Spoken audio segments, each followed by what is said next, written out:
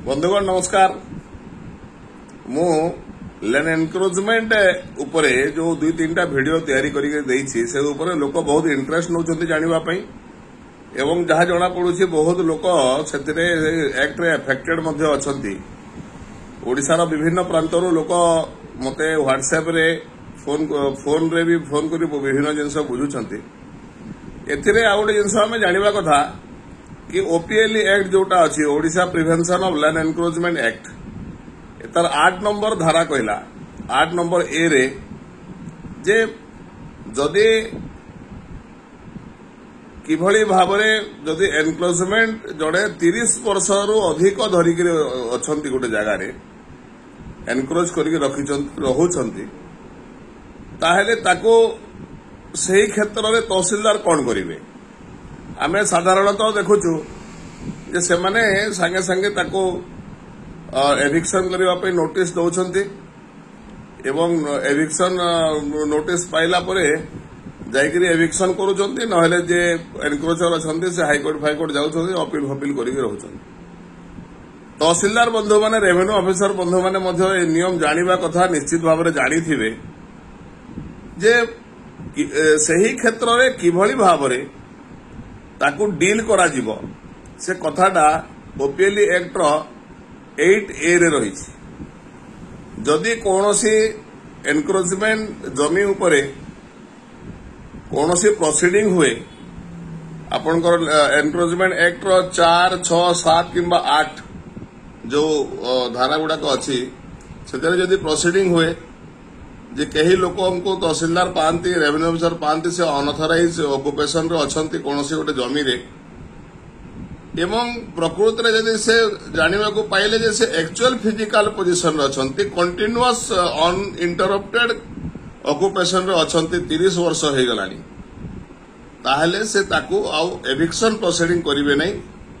सी matter टाको से sub divisional officer को पाकू रेफर करिवे 8A रो 1 नंबर पॉइंट हिसाब रे एवं 2 नंबर पॉइंट हला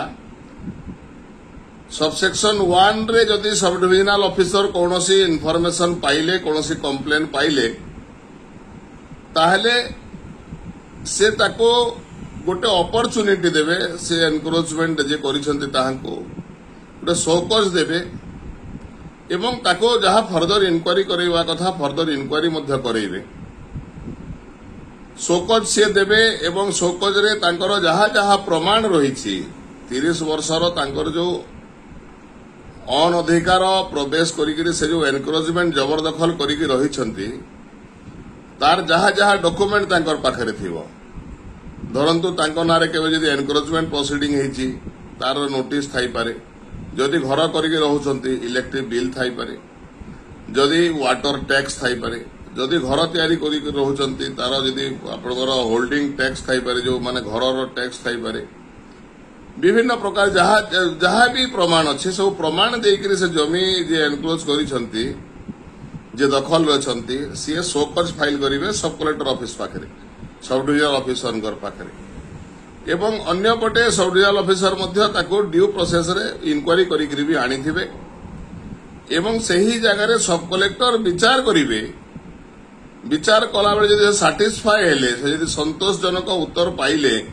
जे प्रकृत रे से जमीटा को से 30-35 वर्ष धरिक दखल रे अछंती निरवच्छिन्न भावरे खुला खुली भावरे लोकंकर जानत रे से निरवच्छिन्न Bhavre अछंती ताहेले sub divisional officer power अच्छी से मध्य से जमीटा को तांको नारे सेटल करि परिबे किंतु सेथिरे किछि कंडीशन अछि से कंडीशन कौन से असेसमेंट करि परिबे केते गोटे पेनाल्टी करि परिबे जेतिके 30 वर्ष रहिले तार एरियर जोटा रेंट मध्य से ताको लगै परिबे एवं जदि सेही क्षेत्र रे 30 वर्षर जहा पेमेंट हबो जहा रॉयल्टी हबो जहा फाइन हबो सब जिनस को जदि से मीट करंती जदि से दे दियंती ताहले मध्य सेटा जे एनक्रोच करिसंती तांकर नारे मध्य पार्चा सेटल करा जाय पारिबो एई जो आईन अछि ए आईन टाको बहुत क्षेत्र में आम देखुचु तहसिलदार माने एडप्ट करूना रेवेन्यू ऑफिसर माने एडप्ट करूना जेहेतु एडवर्स पोजिशन टाकू आईन कहला जे tehsildar is not competent to decide the question of adverse position एणु एभली क्षेत्र में तहसिलदार माने कहीं सब कलेक्टर पाखक सब डिविजनल ऑफिसर पाखक से केस रेफर करूना ताहा एक आश्चर्यर विषय एवं जदि कौन सी जगार जड़े 30 वर्ष रहीगलानी ताकू एभिक्शन करिवार प्रोसीडिंग बहुत लंबा ताकू एभिक्शन आपण करि परिबे नै जदि निरवच्छिन्न भाव से रही जाइछि एणु ताकू जदि आपण चाहिकरी जदि ओपीएलई एक्ट माने 8 ए हिसाब रे जदि आपण ताकू सेटल करा जाई परिबो ताहेले मोटा अंकर रेवेन्यू मध्य राज्य सरकार कलेक्शन करि परिबे एवं जो प्रोसीडिंग होची जो एनक्रोचमेंट प्रोसीडिंग रे तहसीलदार तांकर लोक लगेई जो खर्चांत होचंती सेटा मध्य बंची जाई परिबो। धन्यवाद।